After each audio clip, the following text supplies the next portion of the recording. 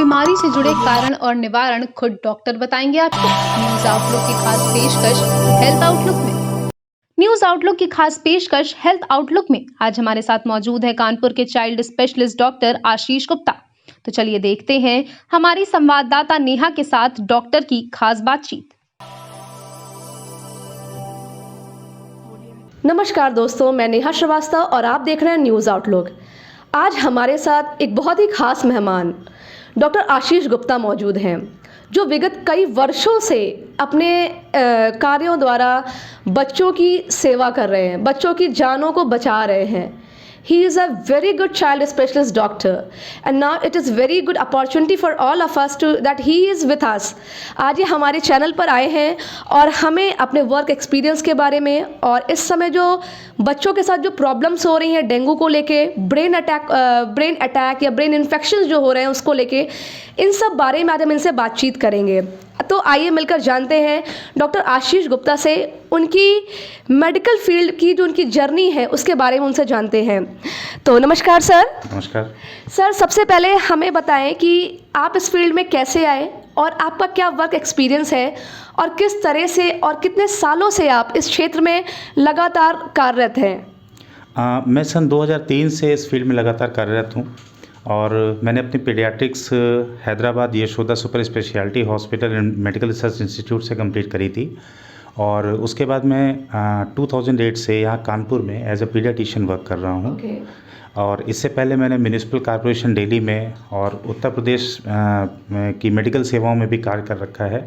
मैं Indian academy of paediatrics का, Indian medical association का भी मेंबर हूँ और यहाँ पर प्राइवेट प्रैक्टिस कर रहा हूँ। इसके अलावा मैंने हिंदुस्तान लेटेक्स के एनजीओ के साथ में वर्क किया हुआ है और अभी प्रेजेंटली यहाँ पर एज ए प्राइवेट पीडियाट्रिशियन मैं वर्क कर रहा हूँ। ओके, सो हम देख सकते हैं कितने सालों से और डिफरेंट एरियाज़ में डिफरेंट प्लेसेस पे सर ने वर्क किया है और जो भी इनका वर्क है वो चाइल्ड केयर से रिलेट करता है।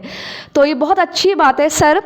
इस समय जैसे कि हम देख रहे हैं कि डेंगू हर जगह फैला हुआ है, तो बड़ों का तो समझ में आता है, बड़े खुद ही सीरियस हो जाते हैं, बट बच्चों के साथ ये है कि बच्चे ऑलमोस्ट उनको फीवर, जकड़ा जुकाम लगा रहता है। तो बच्चों में मेन क्या सिम्टम्स है सर, जिससे हम डायरेक्टली पहचान सकें नहीं इनको डेंगू के ही लक्षण हैं?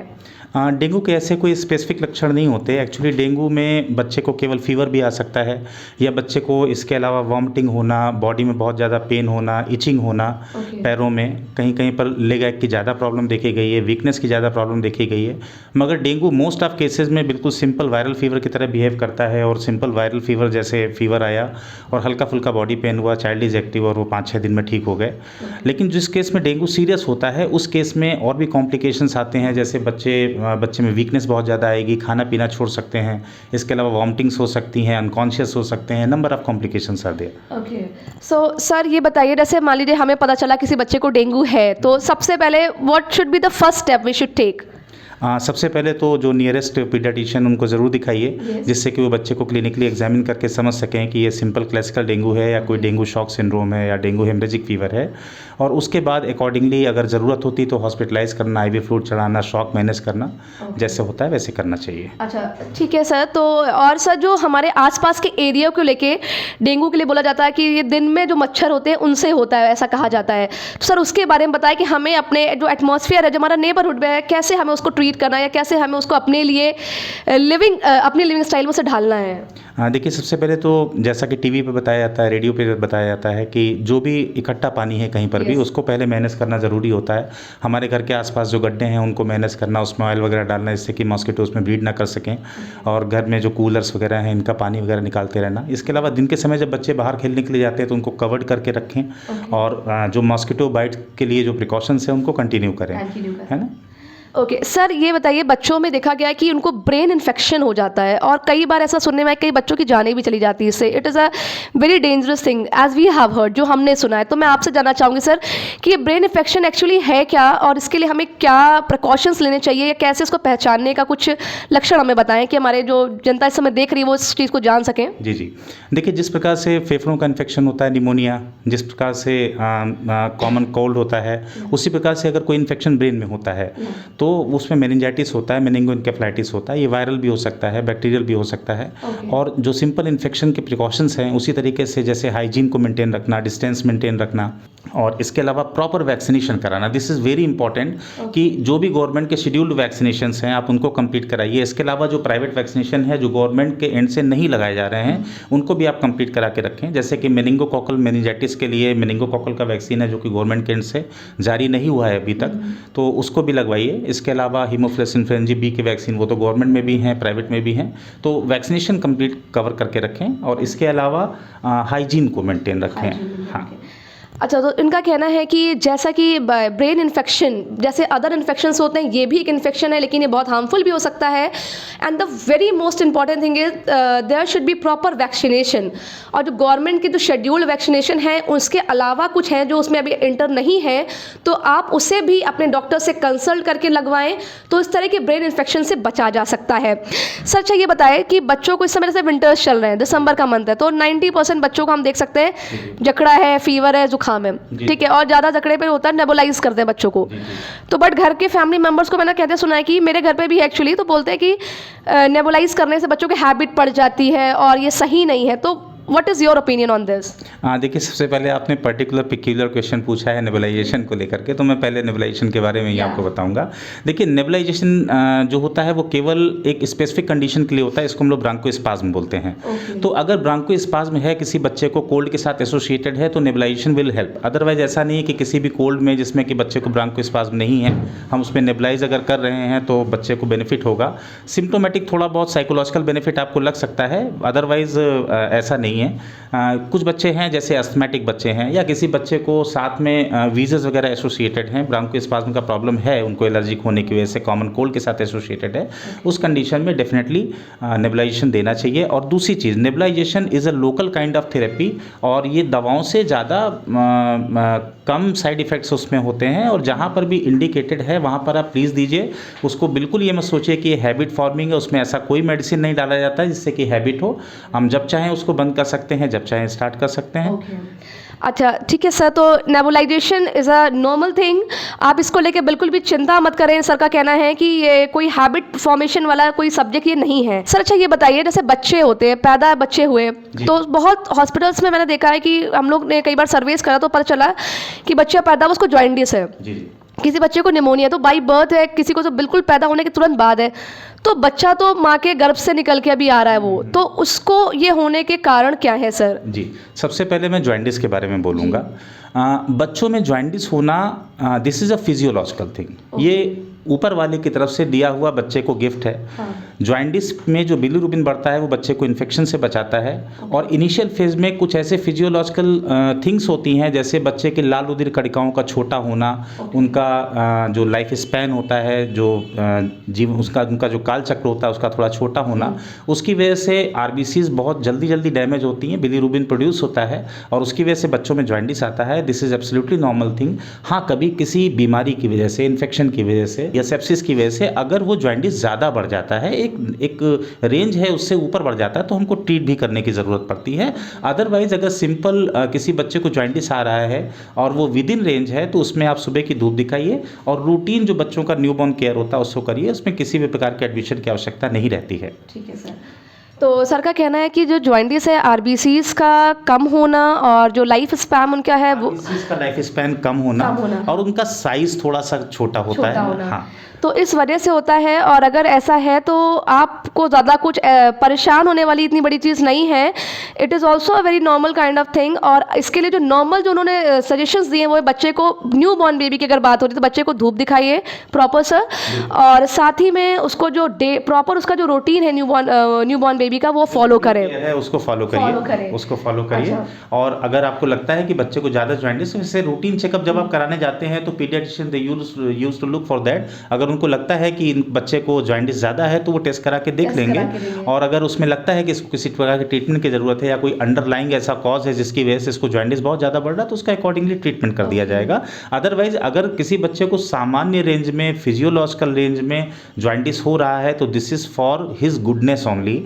उससे बच्चे को इन्फेक्शन से बचाव ही होता है, क्योंकि इनिशियल फेज में बच्चों को सेप्सिस से बचने की बहुत ज़रूरत होती है। अच्छा सर, निमोनिया के बारे में आप क्या कहेंगे? मैं निमोनिया के बारे में ये कहूँगा कि निमोनिया कभी भी फिजियोलॉजिकल नहीं होता है, नॉर्मल नहीं होता। अगर किसी बच्चे को सांस लेने में तकलीफ है जन्म के तुरंत बाद से, तो उसको निमोनिया भी हो सकता है। इसके अलावा और भी चीज़ें होती हैं, बच्चे की लंग्स की मैच्योरिटी उसका एक कारण हो सकती है। पूर्ण रूप से जो बच्चे सेप्सिस में होते हैं वो उसका एक कारण हो सकता है। तो उसमें प्रॉपर इन्वेस्टिगेशन करा के बच्चे की कंडीशन देख के वो ऑक्सीजन का लेवल कितना मेंटेन कर रहा है, नहीं कर रहा है, उसके अकॉर्डिंग हम लोग आगे ट्रीटमेंट मैनेज करते हैं। और निमोनिया का ट्रीटमेंट भी दवाओं के द्वारा पूर्ण रूप से संभव हो जाता है। जी। अच्छा सर, ये बताइए, जैसे कि मैंने देखा है फैमिलीज़ में तो कि जैसे प्रेग्नेंट वुमेन्स होती है, तो प्रेग्नेंट वुमेन है, अभी उनको बोला जाता है कि आप पानी से बचिए। तो कई बार मैंने सुना भी है, लोग कहते हैं कि देखो पैदा बच्चा है उसको निमोनिया हो गया, पानी में आप काम करते थे इस वजह से। तो क्या ये ऐसा इफेक्ट पड़ता है कि मदर लाइक प्रेग्नेंट वुमेन के ज़्यादा वाटर में वर्क करने से या पानी में ज़्यादा हाथ रहने से, ठंड लगने से बच्चों पे इफेक्ट जाता है? नहीं, मैं इस चीज़ को बिल्कुल नहीं मानता हूँ। निमोनिया जो होता है उसका कारण बच्चा अगर डायरेक्टली ठंड में एक्सपोज हो रहा है या बच्चे को इन्फेक्शन हो रहा है या मदर के थ्रू ही बच्चे को इन्फेक्शन हो रहा है, तभी बच्चे को निमोनिया होगा। माँ के काम करने से बच्चे के निमोनिया का कोई मतलब नहीं है। नहीं, बहुत अच्छी चीज़ सर ने बताई। तो जो फैमिली मेम्बर जो ये चीज़ सब सुन रहे हैं, तो आई होप वो अंडरस्टैंड करेंगे इस चीज़ को कि ऐसा कोई भी लॉजिक नहीं है कि मदर्स के ज़्यादा वाटर में वर्क करने से या बच्चे को कोई प्रॉब्लम आती है, तो ऐसा कुछ भी नहीं है। अच्छा सर, इसके बाद ये बताइए सर, पहले के टाइम पे जो हमने देखा है, बच्चा जैसे ही पैदा होता था उसको छठी तक, तो कहते 12 दिन तक के बच्चों को पुराने कपड़े पहनाए जाते थे, और दादी माँ घर पे तेल लगाना कान में, नाक में, और काजल लगाना आँखों में। तो अभी क्या है, डॉक्टर्स जैसे ही बच्चा होता है तो सबसे पहला वो बोलते हैं कि काजल नहीं लगाना है, पुराने कपड़े नहीं पहनाने बिल्कुल भी, और ये तेल नहीं डालना कान में। तो सर आपके हिसाब से इस बारे में आपका क्या कहना है? देखिए, ट्रेडिशनल प्रैक्टिसेस जहाँ की भी हैं, जो भी है, मैं उनका सम्मान करते हुए ये कहना चाहता हूँ कि ठीक है, कुछ उनकी भी इच्छा पूरी करिए, मगर जो चीज़ें हार्मफुल हैं बच्चे के लिए उसको मत करिए। जैसे आपने कहा पुराने कपड़े पहनाना, ठीक है, आपकी इच्छा है, आप पहनाइए धुला करके पुराने कपड़े, कोई दिक्कत नहीं है। लेकिन जहाँ तक काजल लगाने का सवाल है, काजल लगाने से हाथों के द्वारा, फिंगर्स के द्वारा जो इन्फेक्शन है, जैसे आपने कोविड में सुना होगा, सबसे मेन कोविड का रीज़न था वो हम लोग के हैंड्स थे। हाँ, एक्चुअली हैंड्स से ही इन्फेक्शन सबसे ज़्यादा फैलता है, और हर समय तो हम हैंड को सैनिटाइज करके नहीं रख सकते, तो फिंगर के थ्रू बच्चे की आँख में इन्फेक्शन जा सकता है, उसे कंजंक्टिवाइटिस हो सकती है। काजल की वजह से उसको एलर्जिक कंजंक्टिवाइटिस हो सकती है, इसलिए काजल लगाने के लिए मना किया जाता है। दूसरा, उसका कोई बेनिफिट नहीं है। लोग कहते हैं आंखें बड़ी हो जाती, तो मेरी समझ से चाइना वाले सब काजल का यूज़ करते, जापान वाले यूज़ करते, तो ऐसा नहीं है। और सेकेंड थिंग जो आपने पूछी, नाक में कान में तेल डालने के लिए, तो नाक में तेल डालने से बच्चे को एक बहुत सीरियस तरह का निमोनिया हो सकता है, लिपॉइड निमोनिया, और वो बहुत डेंजरस होता है। तो प्लीज़ नाक में तेल मत डालें, क्योंकि नाक का रास्ता सीधे सांस के द्वारा जाता है फेफड़े तक, और तेल डिबल होकर के अगर उस पर चला गया तो हम निकाल नहीं पाएंगे, और किसी ट्रीटमेंट के द्वारा उसको सुखाया भी नहीं जा सकता है। तो ये प्रैक्टिस ठीक नहीं है। आपकी इच्छा अगर बहुत करती है तो आप ईयरबड में सिंपल सा ऑयल लगा के क्लीन कर लीजिए, उतना ठीक है, बट ड्रॉप्स मत डालिए। जी। सो सर का कहना है कि, डॉक्टर साहब का कहना है कि जो आप अगर डायरेक्टली आप ऑयल नोज में या ईयर में अप्लाई कर रहे हैं, लाइक ड्रॉप कि आप रेगुलर रूटीन में, वो सही नहीं है। If you wanted to clean, अगर आप क्लीन करना चाहते हैं, तो अगर आपके पास साफ सुथरा ऑयल है तो आप उसको बड में लगा के यूज़ करें, बट उसको एज अ ड्रॉप बिल्कुल भी यूज़ ना करें, because that cause some danger diseases also. कुछ और छोटी सी चीज़ें मैं बच्चे के न्यूबॉर्न केयर को लेकर के ज़रूर बोलूँगा। जैसे हम लोग के यहाँ पर एक प्रथा है कि बच्चे को, माँ को बच्चे को सोअर में रखा जाता है, और उस समय माँ और बच्चा बिल्कुल सेपरेट रहते हैं। ये माँ और बच्चे के लिए बहुत अच्छा है। एक तो बच्चा इन्फेक्शन से दूर रहता है, और हाइजीन प्रॉपर मेंटेन करें, वो सब जो भी ट्रेडिशनल प्रैक्टिस बच्चे की वेलनेस और गुडनेस के लिए है उसको फॉलो करें। सेकेंड थिंग, मालिश बहुत इंपॉर्टेंट इशू है। जैसे हमारे यहाँ पर क्या है कि मालिश बहुत रगड़ के करनी होती है, और सबको ये लगता है कि तेल किसी तरह बच्चे की बॉडी में पहुँच जाएगा। तो उसे ऐसा मत करिए। बच्चे को हल्के हाथ से मालिश करिए, और प्लीज़ कड़वे तेल से बिल्कुल मत करिए। अच्छा सर। जी, हमारे यहाँ पे कड़वा तेल हम लोग का स्टेपल फूड है, तो सबसे ज़्यादा कड़वे तेल में शायद मेरी भी मालिश कड़वे तेल में ही हुई। हाँ, हमारे यहाँ भी, even I also have a daughter, तो जैसे ही उसका बर्थ हुआ तो लोगों ने यही कहना शुरू किया, तो बहुत तेज़ मालिश करो, उससे बोन से स्ट्रांग होती है एंड ऑल।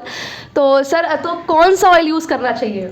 देखिए, नेचुरल ऑयल, अगर सर्दियाँ हैं तो उसमें आप ओलिव ऑयल यूज़ कर लीजिए, गर्मियाँ हैं तो उसमें कोकोनट ऑयल यूज़ कर लीजिए।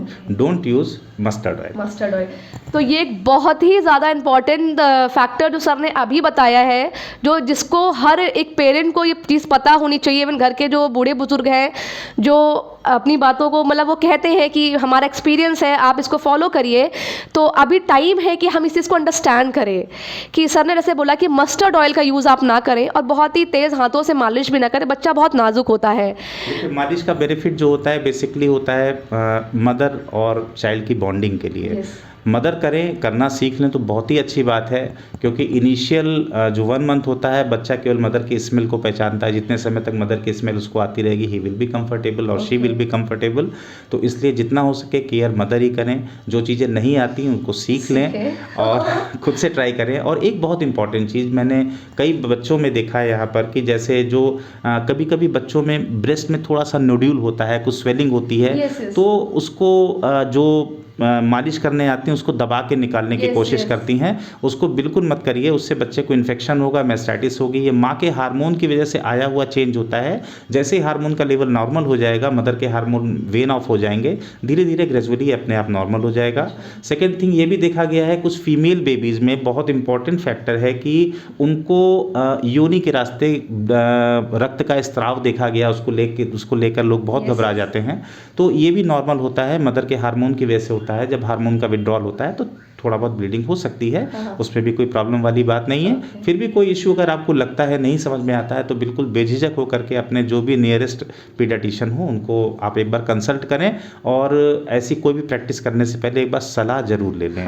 और एक और बहुत इंपॉर्टेंट चीज़, मैं न्यू बॉर्न के बारे में तो नहीं, मैं ये मैसेज जरूर पूरी सोसाइटी को देना चाहूँगा, बहुत इंपॉर्टेंट है कि हमारे यहाँ पर बच्चों को दूध के अलावा कुछ और ऊपर की जो वीनिंग होती है, जो फूड होता है, वो देने की हैबिट लोग नहीं समझते, नहीं डालते। पर्टिकुलरली ये प्रैक्टिस में देखता हूँ कि विलेजेस में बहुत कॉमन है कि बच्चे दूध पे ही बने रहते हैं। उससे बच्चों में हीमोग्लोबिन का बहुत लो लेवल देखा गया है, आयरन डिफिशिएंसी एनीमिया होता है, बच्चों को फूड नहीं मिलता है। और वो दाल रोटी सब्जी चावल जो हम लोग का फूड है वो बच्चों के लिए बहुत बहुत ज़रूरी है। ऐसा मत करिए कि बच्चा दूध पर खुश है तो आप भी खुश हैं कि मेरा बच्चा दूध पी रहा है और सब कुछ ठीक है। ये बहुत इंपॉर्टेंट चीज़ है कि अपने बच्चे को वीनिंग के द्वारा या जो भी घर में खाना है अप्रोप्रिएट एज के अनुसार उसको मीस के या छोटे छोटे टुकड़ों में करके उसको खिलाने की आदत जरूर डलवाइए, ज़रूर डलवाइए। हाँ, तो जब खाली दूध से बच्चे का प्रॉपर ग्रोथ नहीं होता है, इवन उसको हीमोग्लोबिन आफ्टर 6 मंथ की बात आफ्टर 6 मंथ, तो टिल 6 मंथ सर मदर, हाँ, breast milk is the best. बिल्कुल। अच्छा सर, एक चीज़ क्वेश्चन हमारे पास एक और है आपके लिए कि ये बताइए, बच्चों को घूटी लोग घर में बहुत देते हैं, वो जायफल और बादाम घिस के दिया जाता है, तो वो बोलते हैं कि बच्चों को वो, इवन हमने लोगों की फैमिलीज में ऐसा देखा है कि दूसरे मन से ही देना स्टार्ट कर देते हैं। सर, इज़ इट राइट और रॉन्ग? राइट भी है, रॉन्ग भी है। अगर नीडफुल है तो थोड़ा सा कार्मिनेटिव नेचर होता है, ये भी आयुर्वेदिक काइंड ऑफ मेडिसिन है। अगर बच्चे को कोलिक्स की दिक्कत हो रही है तो उस कंडीशन में आप SOS में, यानी कि जब ज़रूरत पड़ती तब दे दीजिए, रूटीन प्रैक्टिस में नहीं दें तो ज़्यादा अच्छा है। तो सर आफ्टर 6 मंथ के ऐसे थोड़ा सा कंटिन्यू कर सकते हैं 1-2 महीने के लिए? मैंने कहा अगर कुछ आपका करने की इच्छा है और आपका ट्रेडिशन है आप करिए, जब तक कि बच्चे को नुकसान नहीं होता। जी, ठीक है। तो मतलब सर का डायरेक्टली और इनडायरेक्ट दोनों वे से जो सर कहना चाह रहे हैं वो ये कि don't do any kind of unnecessary practice with the child. आप बच्चे के साथ कोई अननेसेसरी काम ना करें, अगर ज़रूरत है तभी करें, अदरवाइज़ एक्स्ट्रा कोई चीज़ करने से कोई फ़ायदा नहीं मिलेगा, इवन नुकसान ज़्यादा हो सकते हैं। और अगर आप कुछ भी नया करने वाले हैं तो बेटर ये है कि अपने डॉक्टर से अच्छे से कंसल्ट करके करें। Sir, am I correct? बिल्कुल ठीक है। तो सर, बहुत अच्छा लगा आज आपसे बात करके, और इतने इंपॉर्टेंट जो सर ने जो चीज़ें बताई हैं कि किस तरह से हमें न्यूबॉर्न बेबी की केयर करनी है and what are the normal thing that we have to follow in our daily lifes, कैसे फॉलो करना है। सर, बहुत बहुत शुक्रिया आपका हमारे चैनल में आने के लिए और इतना समय देने के लिए। धन्यवाद sir. Thank you very much.